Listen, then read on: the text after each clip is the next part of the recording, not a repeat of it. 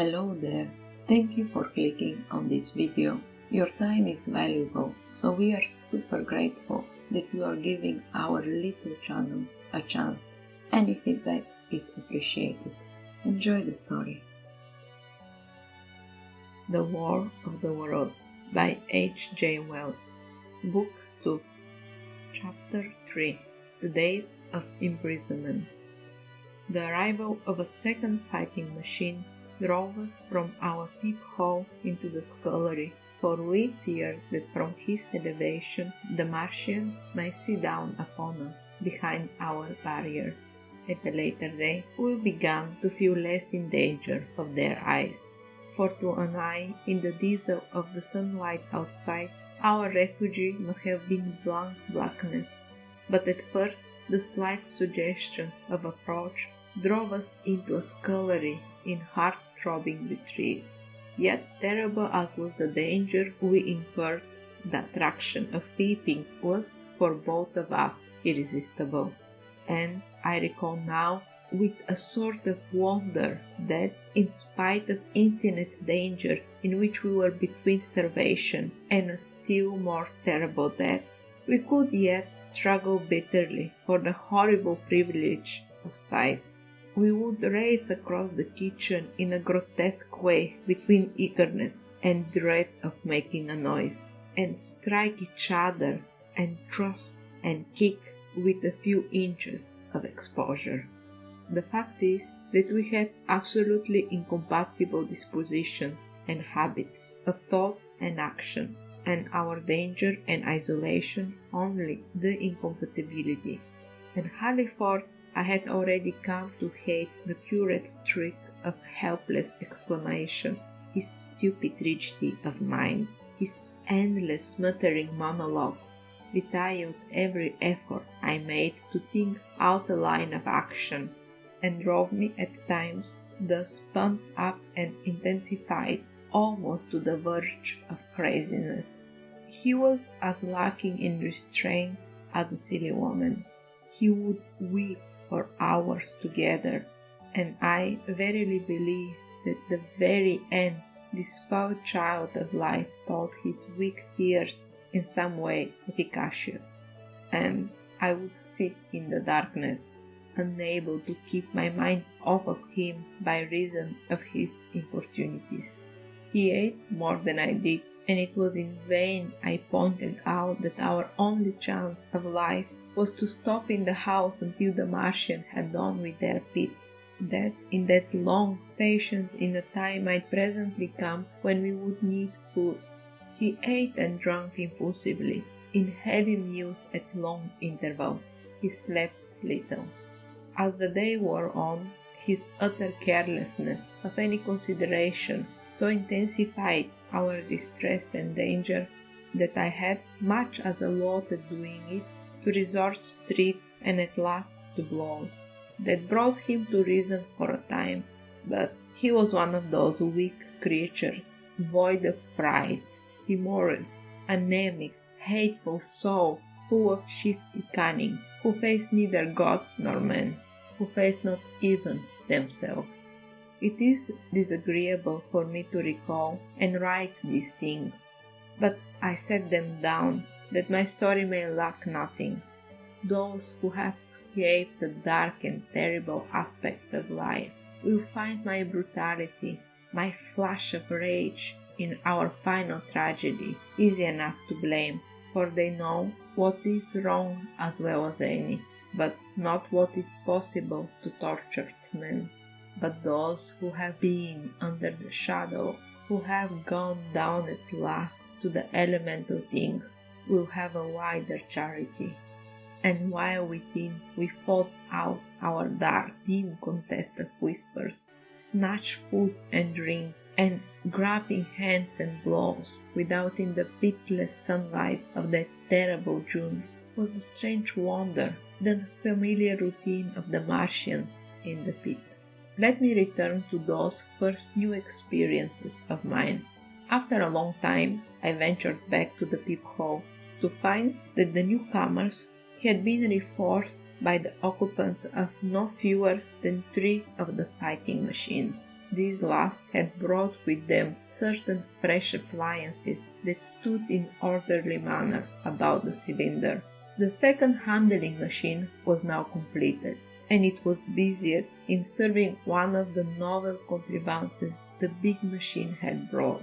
This was a body resembling a milk can in its general form, above which oscillated pear-shaped receptacle, and from which a stream of white powder flowed into a circular basin below. The oscillatory motion was imparted to this by one tentacle of the handling machine. With two spatulated hands, the handling machine was digging out and flinging masses of clay into the pear-shaped receptacle above, while with another arm it periodically opened a door and removed rusty and blackened clickers from the middle part of the machine. Another steely tentacle directed the powder from the basin along the ribbed channel towards some receiver that was hidden from me by the mound of bluish dust. From this unseen receiver, a little thread of green smoke rose vertically into the quiet air. As I looked, the handling machine, with a faint and musical clicking, extended in a telescopic fashion a tentacle that had been a moment before mere blunt projection, until the end was hidden behind the mound of clay. In another second, we had lifted a bar of white aluminium into sight, untarnished as yet and shining dazzling, and deposited in a growing stack of bars that stood at the side of the pit. Between sunset and starlight, this dexterous machine must have made more than 100 such bars out of the crude clay, and the mound of bluish dust rose steadily until it topped the side of the pit.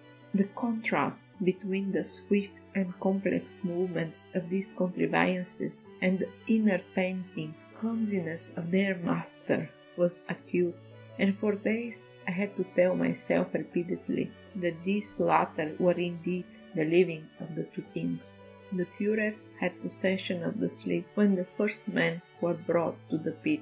I was sitting below, huddled up, listening with all my ears. He made sudden movements backwards, and I, fearful that we were observed, crouched in a spasm of terror.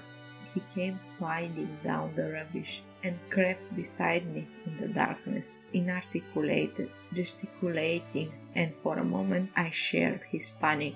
His gesture suggested a resignation of asleep, and after a little while my curiosity gave me courage, and I rose up, stepped across him, and climbed up to it.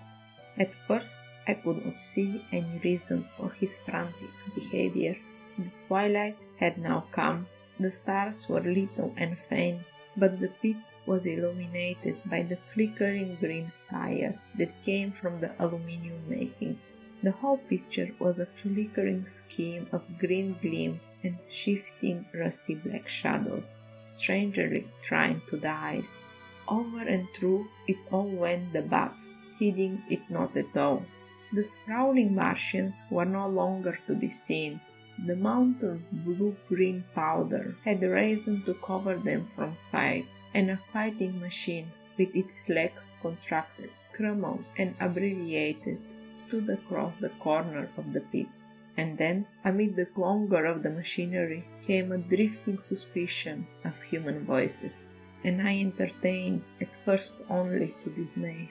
I crouched watching the fighting machine closely, satisfying myself now for the first time that the hood did indeed contain a Martian.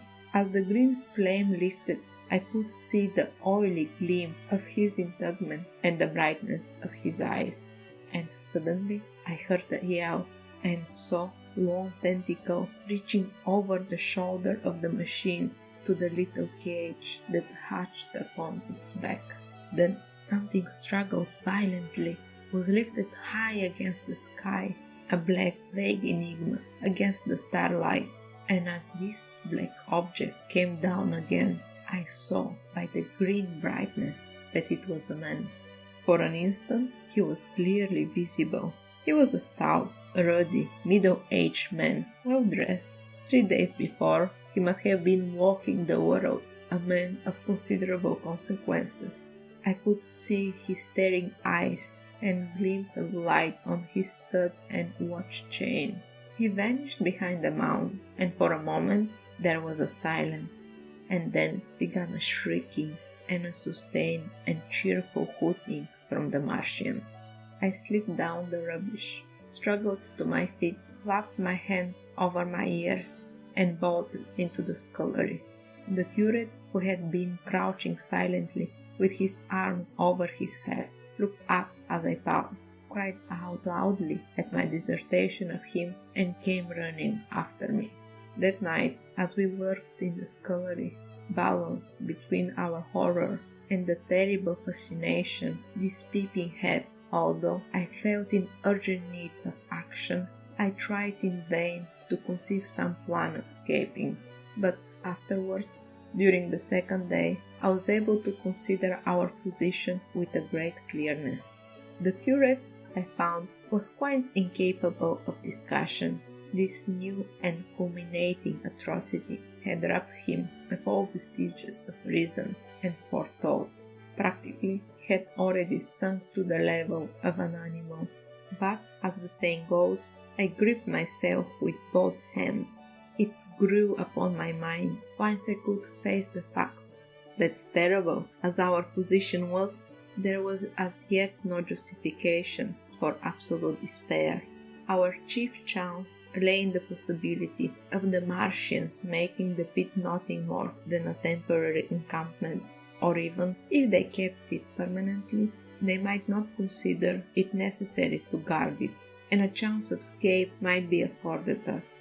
I also weighed very carefully the possibility of our digging a way out in the direction away from the pit, but the chances of emerging within sight of some sentinel fighting machine seemed at first too great, and I should have had to do all the digging myself. The curate would certainly have failed me.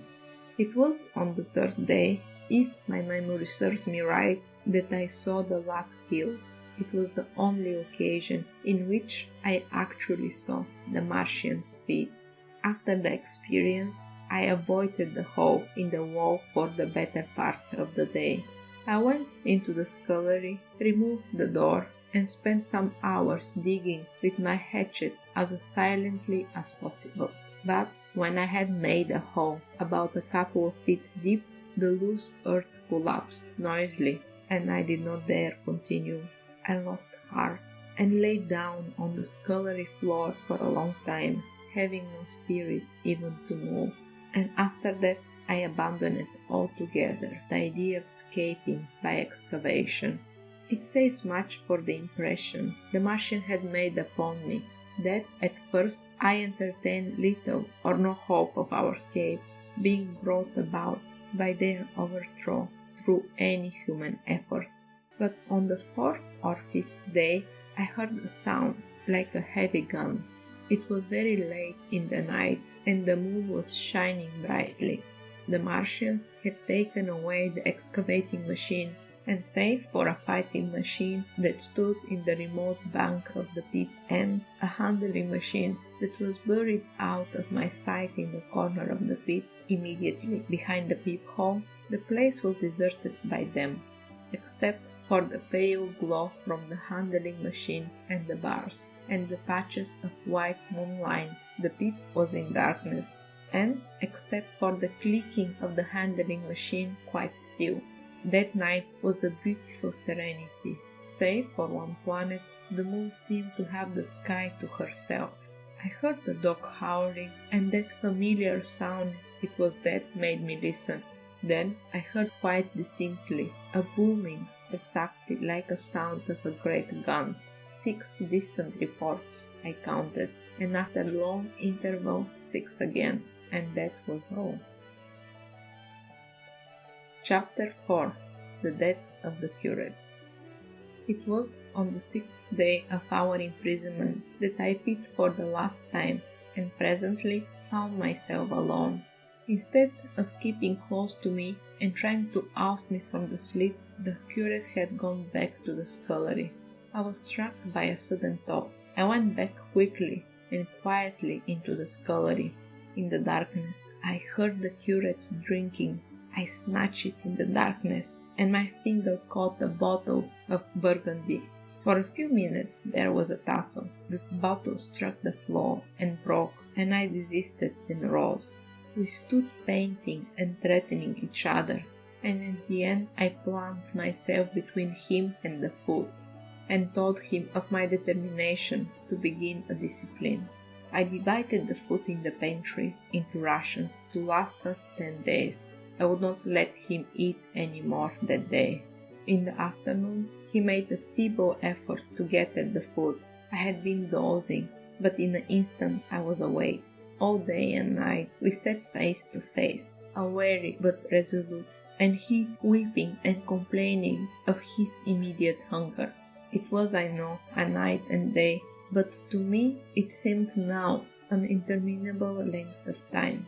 And so our widened incompatibility ended at last in open conflict. For 2 vast days we struggled in undertone and wrestling contest. There was time when I beat and kicked him madly, times when I cajoled and persuaded him, and once I tried to bribe him with the last bottle of burgundy, for there was a rainwater pump from which I could get water. But neither force or kindness availed. He was indeed beyond reasoning. He would neither desist from his attacks on the food, nor from his noisy babbling to himself. The rudimentary precautions to keep our imprisonment endurable he would not observe. Slowly I began to realize the complete overthrow of his intelligence, to perceive that my sole companion in this close and sickly darkness was an insane man. From certain vague memories, I am inclined to think my own mind wandered at times. I had strange and hideous dreams whenever I slept. It sounds paradoxical, but I am inclined to think that the weakness and insanity of the curate dwarfed me, braced me, and kept me a sane man. On the 8th day he began to talk loud instead of whispering, and nothing I could do would moderate his speech. "It is just, oh God," he would say over and over again, "it is just on mine to be punishment laid. We have sinned, we have fallen short.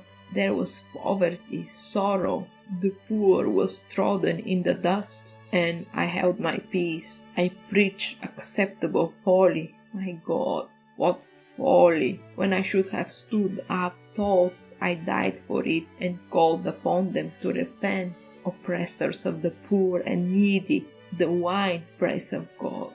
Then he would suddenly revert to the matter of the food I withheld from him, praying, begging, weeping, at last threatening. He began to raise his voice. I prayed him not to. He perceived a hold on me. He threatened he would shout and bring the Martians upon us. For a time that scared me, but any concession would have shortened our chance of escape beyond estimating. I defied him, although I felt no assurance that he might not do this thing. But that day, at any rate, he did not. He talked with his voice raising slowly through the greater part of the 8 and 9 days. Threats and treats mingled with a torrent of half-sane and always forth repentance for his vacant shame of God's servants, such as made me pity him. Then he slept a while, and began again with renewed strength, so loudly that I must needs to make him desist.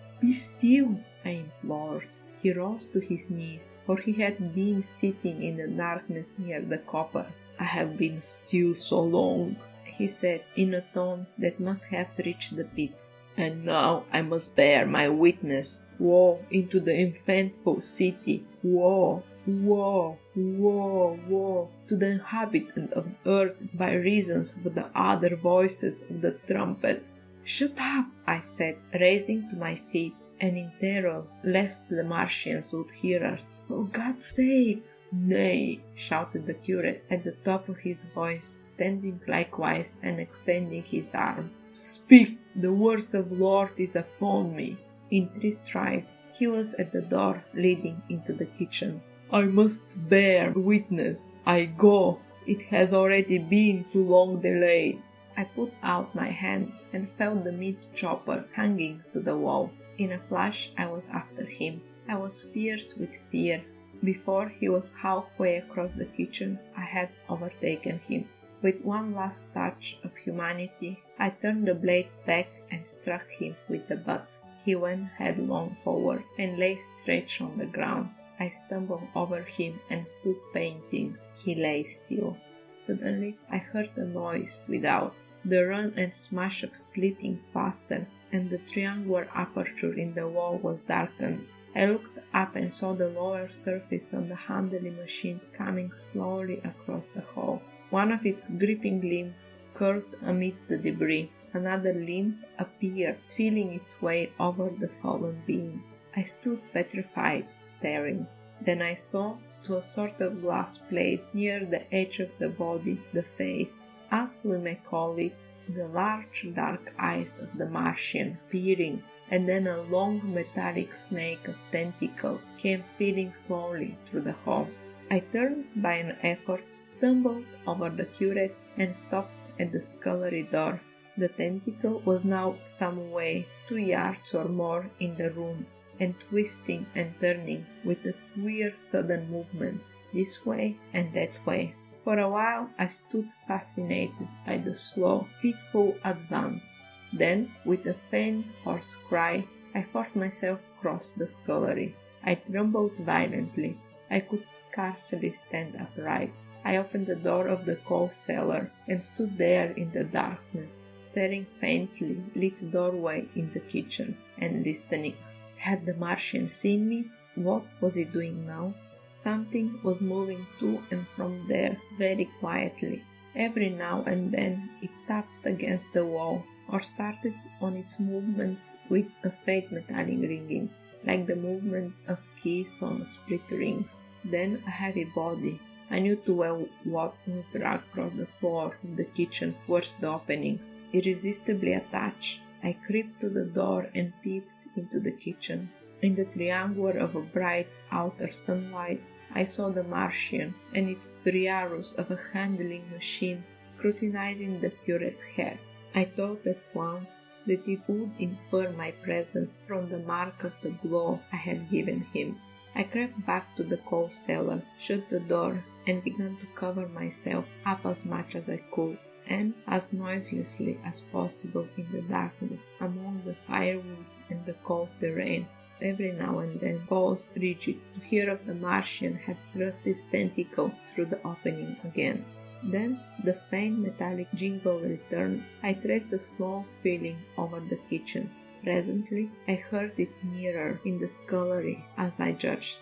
I thought its length might be sufficient to reach me. I prayed cautiously. It paused, scraping faintly across the cellar door. An age of almost intolerable suspense intervened. Then I heard it fumbling at the latch. It had found the door. The Martians understood doors. It worried at the catch for a minute, perhaps, and then the door opened. In the darkness, I could just see the thing, like an elephant trunk, more than anything else, waving towards me and touching and examining the walls, walls, wood, and ceiling. It was like a black worm swaying its blind head to and from. Once even it touched the heel of my boot. I was on the verge of screaming. I bit my hand. For a time the tentacle was silent. I could fancy it had been redrawn. Presently, with an abrupt click, it gripped something. I thought it had me, and seemed to cut out of the cellar again. For a minute I was not sure. Apparently it had taken a lump of coal to examine. I seized the opportunity of slightly shifting my position, which had become cramped, and then listened. I whispered passionate prayers for safety.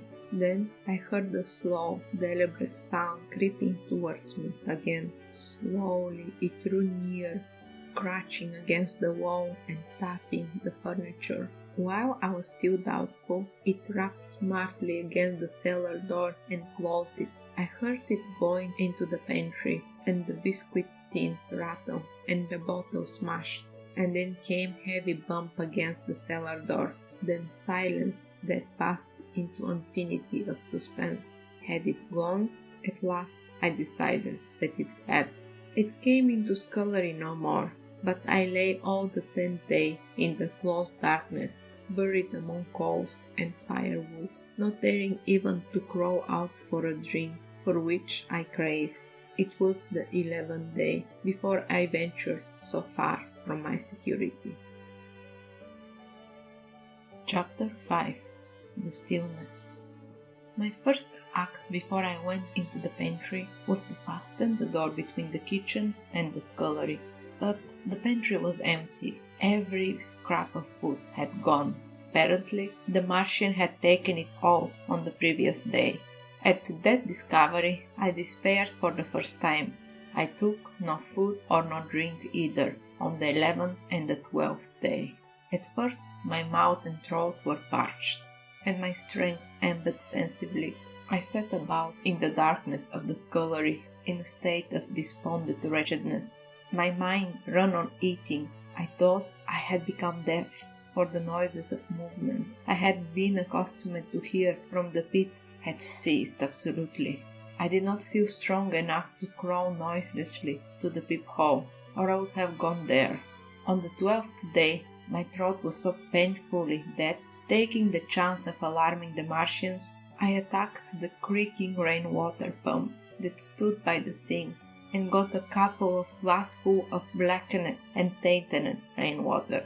It was greatly refreshed by this, and emboldened by the fact that no inquired tentacle followed the noise of my pumping. During these days, in a rumbling, inconclusive way, I thought much of the curate and of the manner of his death. On the 13th day, I drank some more water, and dozed and thought disjointedly of eating and of a vague, impossible plan of escape. Whenever I doze, I dream of horrible phantasms, of the death of the curate, or of sumptuous dinners. But asleep or awake, I felt a keen pain that urged me to drink again and again. The light that came into the scullery was no longer grey, but red. To my disordered imagination, it seemed the color of blood. On the 14th day, I went into the kitchen, and I was surprised to find that the fronds of the red weed had grown right across the hole in the wall, turning the half-light of the place into a crimson-colored obscurity. It was early on the 15th day that I heard a curious, familiar sequences of sounds in the kitchen, and listening, identified it as the snuffing and scratching of a dog. Going into the kitchen, I saw a dog's nose peering in through a break among the ruddy fronds. This greatly surprised me. At the scent of me, he barked shortly.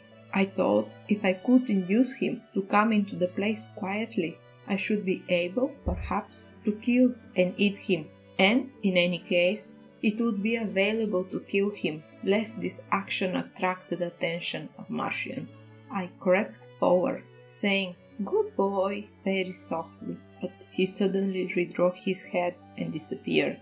I listened. I was not deaf, but certainly the pit was still.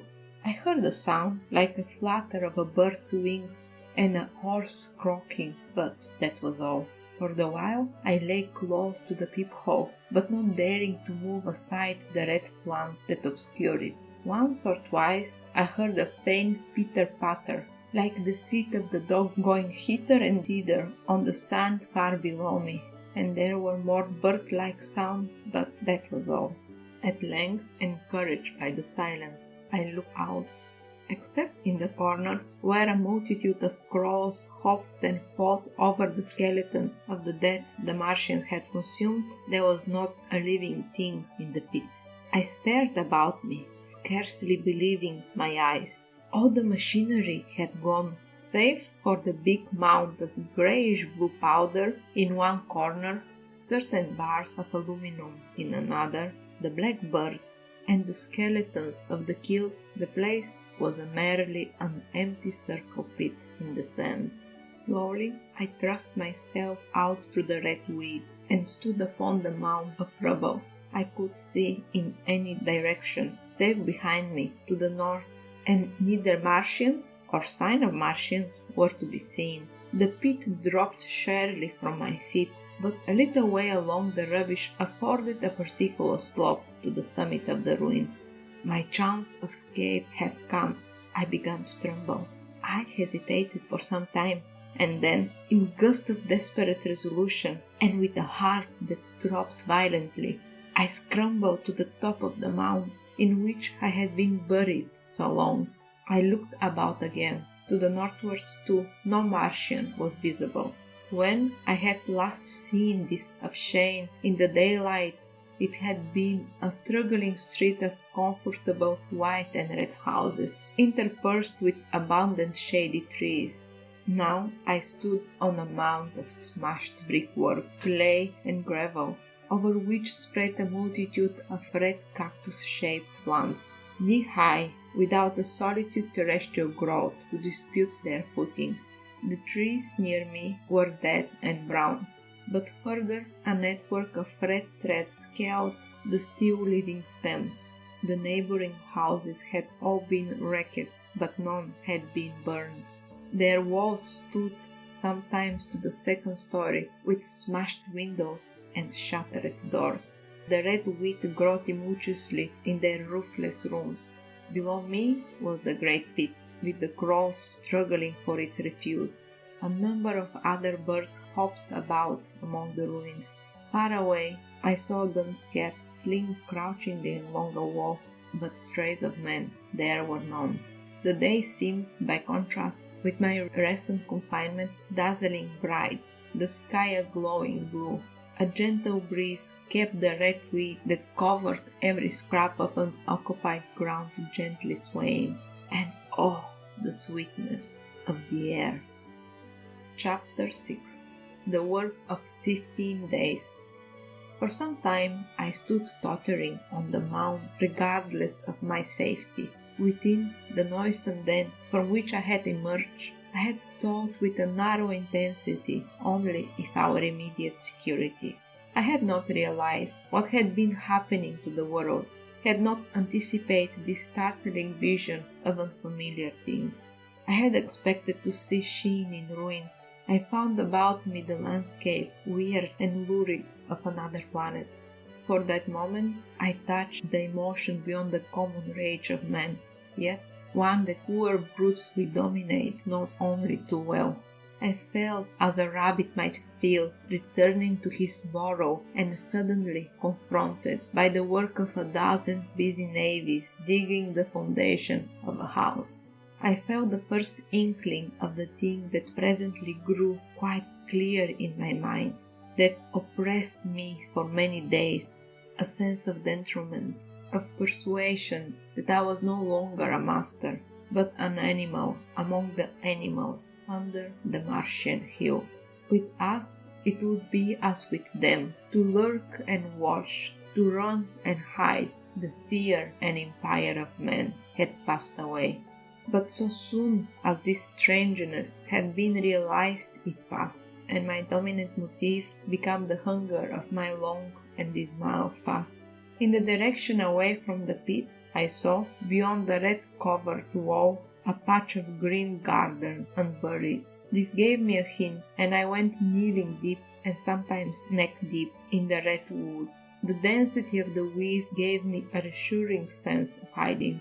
The wall was some 6 feet high, and when I attempted to climb it, I found I could not lift my feet to the crest, so I went along the side of it and came to the corner and a rock work that impelled me to get to the top, and tumbled into the garden I coveted. Here I found some young onion, a couple of gladius bulbs, and a quantity of immature carrots, all of which I secured, and scrambled over a ruined wall. Went on my way through scarlet and crimson tree. It was like walking through an avenue of giant blood drops, possessed with two ideas: to get more food and to limp, as soon and as far as my strength permitted, out of this cursed, unhealthy region of the pit. Some way further, in a grassy place, there was a group of mushrooms, which I also devoured. And then I came upon a brown sheet of flowing shallow water, where meadow used to be. These fragments of nourishment served only to whet my hunger. At first I was surprised at this food in the hot, dry summer, but afterwards I discovered that it was caused by the tropical exuberance of the red wheat. Directly this extraordinary growth encountered water, it straightway became giant and of unparalleled fecundity. Its seeds were simply poured down in the water of the Wye and Thames, and swiftly grown and titanic waterfronts speedily choked both these rivers. At Putney, as I afterwards saw, the bridge was almost lost in a tangle of this weed, and at Richmond too. The Thames water poured in broad and shallow stream across the meadow of Hampton and Twickenham. As the water spread, the weed followed them, until the ruined villas of Thames Valley were for a time lost in this red swamp, whose margin I explored, and much of the desolation the Martian had caused was concealed. In the end, the red weed succumbed almost as quickly as it had spread. A cankering disease, due to, it's believed, to the action of certain bacteria, presently seized upon it. Now, by the action of natural selection, all terrestrial plants have acquired a resistant powder against bacterial diseases. They never succumb without a severe struggle, but the red wheat rotted like a thing already dead. The frond became bleached, and then shriveled and brittle. They broke off at least touch, and the waters that had stimulated their early growth carried their last vestige out to the sea. My first act on coming to this water was, of course, to slake my thirst. I drank a great deal of it, and moved by impulse, gnawed some fronds of red wheat, but they were watery and had a sickly metallic taste. I found the water was sufficiently shallow for me to wade securely, although the red wheat impeded my feet a little. But the flood eventually got deeper towards the river, and I turned back to Mortlake. I imagined to make out the road by means of occasional ruins of its villas and fences and lamps, and so, presently, I got out of this spade and made my way to the hill, going up toward Roham, and came out on the Putney Common. Here the scenery changed from the strange and unfamiliar to wreckage of the familiar. Patches of ground exhibit the devastation of cyclone, and a few store yards I would came upon perfectly undisturbed spaces, houses with their blinds trimmed down and doors closed, as if they had been left for a day by their owners, or as if their inhabitants slept within. The red wheat was less abundant. The tall trees along the lane were free from the red creeper. I've hunted for food among the trees, find nothing, and also raised a couple of silent houses, but they had already been broken into and ransacked. I rested for the remainder of the daylight in a shrubbery, being in my unfeedable condition too fatigued to push on. All this time I saw no human beings and no sign of the Martians. I encountered a couple of hungry-looking dogs, but both hurried circumspiciously away from the advance I made them. Near Roehampton I had seen 2 human skeletons, not bodies but skeletons, picked clean, and in the wood by me I found the crushed and scattered bones of several cats and rabbits, and the skull of a sheep. But though I gnawed part of these in my mouth, there was nothing to be got from them. After sunset, I struggled on along the road towards Putney, where I think the heat ray must have been used for some reason, and in the garden beyond Roehampton I got a quantity of immature potatoes sufficient to stay my hunger. From this garden one looked down upon Putney and the river. The aspect of the place in the dusk was singularly desolate.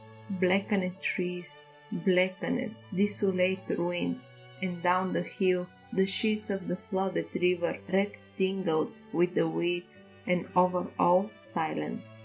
It filled me with indescribable terror, to think how swiftly that desolating change had come. For a time, I believed that mankind had been swept out of existence, and I stood there alone, the last man alive. Hard by the top of the Putney Hill, I came upon another skeleton, with the arms dislocated and removed several yards from the rest of the body. As I proceeded, I became more and more convinced that the extermination of mankind was, save for such stranglers as myself, already accomplished in this part of the world. The Martians, I thought, had gone and left the country desolated, seeking food elsewhere. Perhaps even now they were destroying Berlin and Paris, or it might be they had gone northwards.